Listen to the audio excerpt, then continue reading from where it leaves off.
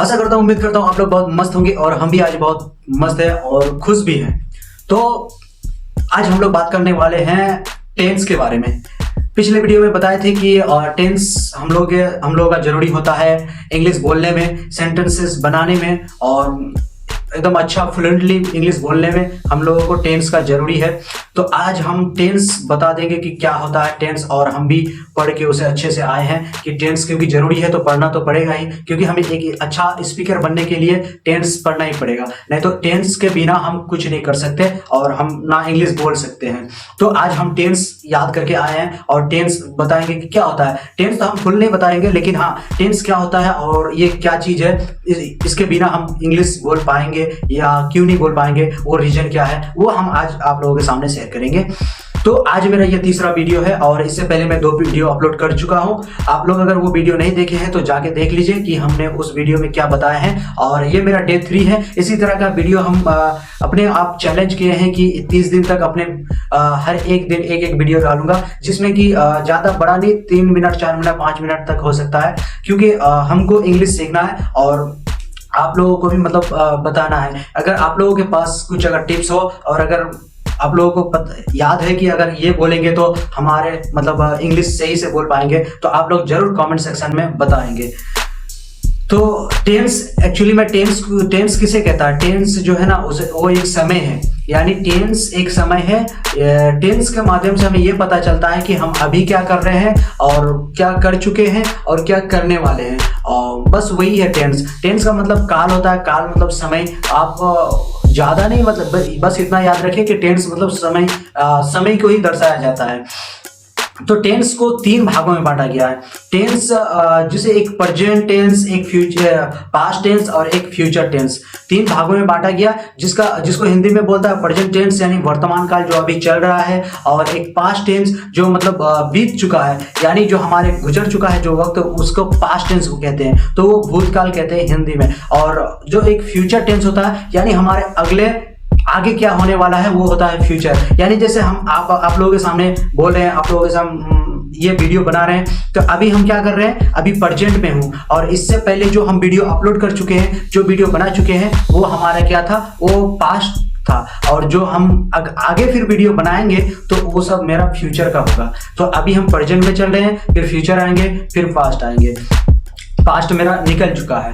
तो सिंपली आप लोगों को ये बता रहे हैं कि प्रेजेंट टेंस और पास्ट टेंस और फ्यूचर टेंस, ये 3 होता है। टेंस को 3 भागों में बांटा गया है और ये तीन भागों को फिर 4 भागों में डिवाइड किया गया है, यानी 4 भागों में फिर से बांटा गया है। तो आप अगर 3 को अगर 4 से मल्टीप्लाई कर देंगे तो आपका 12 होता है। यानी एक जैसे प्रेजेंट टेंस है तो उसको 4 भागों में बांटा गया, और पास्ट टेंस है उसको भी 4 भागों में, और फ्यूचर को भी 4 भागों में। आप सिंपली अगर प्रेजेंट को याद कर लेंगे तो सारा पास्ट फ्यूचर सब याद हो जाएगा। लिटरली वो ज्यादा ये हार्ड है नहीं, मतलब एक आपको याद करना होगा, वो सारा याद हो जाएगा। तो आपको हम थोड़ा बहुत बता देते हैं कि क्या होता है प्रेजेंट टेंस और फ्यूचर पास्ट, उसका क्या क्या 4 भाग होते हैं। तो एक होता है पास्ट प्रेजेंट इंडेफिनिट टेंस, जो कि मतलब ये हमारे जैसे अभी जो क्या चल रहा है, क्या खाते हो, क्या जाते हो, क्या आते हो, माने ताते थी, जो सेंटेंस होगा जिससे बनेगा वो हमारे इंडेफिनिट में आता है। इसका दूसरा नाम भी है कि सिंपल टेंस भी इसको कहते हैं। इसका दूसरा नाम सिंपल टेंस भी कहा गया है।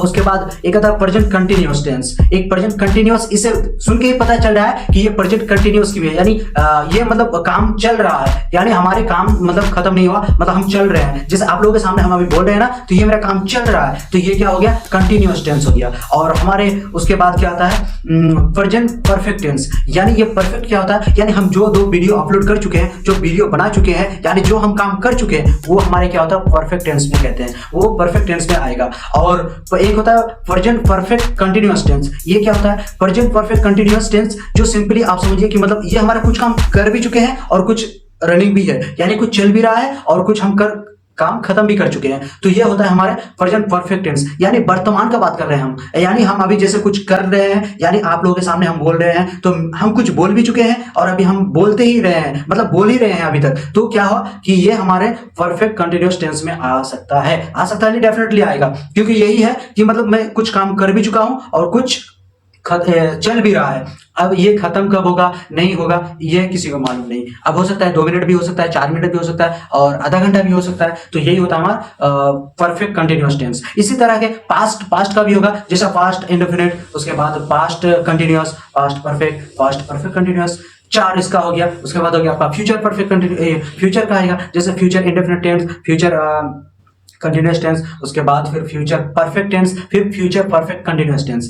तो इन सारे का जो है ना 4 भागों में डिवाइड किया गया है। और इसका सिंपली आप देखेंगे तो इसका कुछ एक्सुअली वर्ब होता है, यानी हेल्पिंग वर्ब। यानी अगर हम अभी ताते ती में जो सेंटेंस बनाएंगे, जो हम ताते ती में बोलेंगे, तो वो हम किससे बनाएंगे, उसकी कुछ रूल रेगुलेशन से होते हैं। जैसे कि आप जैसे प्रेजेंट इंडेफिनिट का बनाएंगे तो इसका क्या होगा, आपका ताते ती में आएगा। जैसे कि इसका क्या होगा, प्रेजेंट इंडेफिनिट का डू एंड डज, इसका डू एंड डज लगा के हम लोगों को सेंटेंस को बनाना पड़ता है। और प्रेजेंट कंटिन्यूअस का क्या होता है, ये इज एम आर आएगा। जैसे कि इज एम आर मतलब मैं जा रहा हूँ, आई एम गोइंग, और उसके बाद वो आ रहा है, ही इज कमिंग। मतलब इस तरह से क्या होगा कि ये बनेगा सेंटेंसेस। तो ये हो गया कंटिन्यूअस टेंसेस। ये कंटिन्यूअस में चलेगा जो जिसमें हम इज एम आर का प्रयोग करते हैं। और एक होता है परफेक्ट मतलब हैव एंड हैज का यूज होता है। ये इसका प्रेजेंट परफेक्ट का जो ये होता है एक्सुअली वर्ब होता है, तो वो हैव एंड हैज यूज किया जाता है। और जो एक हैड यूज किया जाता है, हैव एंड हैज यूज किया जाता है, सॉरी। और जो परफेक्ट कंटिन्यूअस का इसका क्या होता है, shall have and will have use किया जाता है।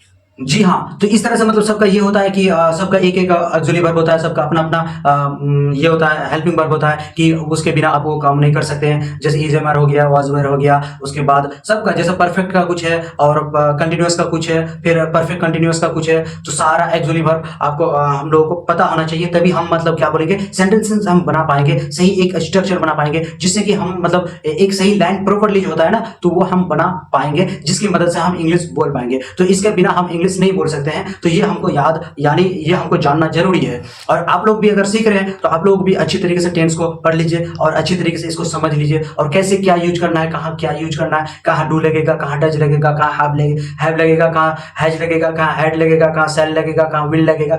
ये सारी चीजें आप टेंस में आपको पता चलेंगे, तो ये आप याद कर सकते हैं। तो हम बस इतना ही आज बताने वाले हैं कि आज हम टेंस से याद किया और टेंस को पढ़े, और टेंस को हम आगे क्या करेंगे, इसको प्रैक्टिस करते जाएंगे। यानी कहाँ डू लगता है, कहाँ डज लगता है, इसको हम सेंटेंसेस बनाते जाएंगे, और धीरे धीरे हम क्या करेंगे, अपने आप को प्रैक्टिस करते जाएंगे, आप लोगों को दिखाते जाएंगे कि ये ऐसे कीजिए और ऐसे करिए, और हम भी करेंगे, आप लोग भी कर सकते हैं। और अगर उसके बाद क्या होगा, हम रीडिंग भी करेंगे फ्लुएंटली। उसके बाद फिर आप देखिएगा कि मेरा 30 डेज के बाद यानी 30 दिन के बाद मेरा इंग्लिश हम बोल पा रहे हैं कि नहीं। हम बोलेंगे, डेफिनेटली बोलेंगे, क्यों नहीं बोल पाएंगे यार। कोशिश करने वालों की कभी हार नहीं होती है, तो आप लोगों ने सुना ही होगा। तो यार देखेंगे कोशिश करके, काहे नहीं होगा, हम भी एक इंसान ही है ना, कर लेंगे यार। तो एक यार अपने ऊपर भरोसा रखिए और हम कर सकते हैं ऐसा सब। अपने मतलब ये मोटिवेट कीजिए खुद को, तभी हो सकता है। तो ठीक है दोस्तों, मिलते हैं अगले वीडियो में। आज के लिए इतना ही काफी है। अगर अभी तक लाइक और सब्सक्राइब नहीं किए हैं तो प्लीज सब्सक्राइब एंड लाइक कर दीजिए। और अगर किसी को अगर डाउट है या अगर किसी को कुछ पूछना है, या अगर किसी को मेरी अगर कहीं गलती हुई है, तो आप लोग कमेंट सेक्शन में जरूर बताएं, ताकि हमें भी पता चले। और अगर किसी को अगर कोई टिप्स है, या तो फिर किसी को अगर पता है, या आप लोग अगर मेरे से अच्छे इंग्लिश बोल रहे हैं, या तो फिर आप लोग, हम तो अभी इंग्लिश नहीं बोल पा रहे हैं, लेकिन हाँ हम सीख रहे हैं, तो किसी को अगर किसी मतलब मेरा गलती पकड़ रहे हैं या कुछ भी, तो आप लोग कमेंट सेक्शन में बताइए, या तो आप लोग हमको मिलके भी ये बता सकते हैं। So thank you so much. Video आज की लंबी हो गई, so thank you so much guys.